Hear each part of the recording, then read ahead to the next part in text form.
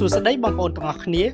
សប្តាហ៍នេះយើងនឹងបន្តដំណើរដើម្បីទៅស្វែងយល់អំពីការរស់នៅនិងទំនៀមទម្លាប់ប្រពៃណីរបស់បងប្អូនជនជាតិដើមភាគតិចដែលរស់នៅក្នុងភូមិរ៉ុកឃុំកុកឡាក់វិញម្ដង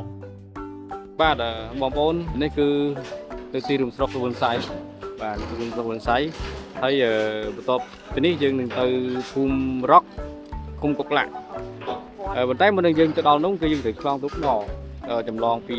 ត្រៃម្ខាងទៅត្រៃម្ខាងទៀតហើយពីត្រៃម្ខាងទៀតក៏មានប្រជាជនច្រើននៅខាងនោះដែរហើយភូមិក៏ច្រើននៅខាងនោះដែរហើយបានដំណើរទៅដល់សហគមន៍យើងតែម្ដងបាទ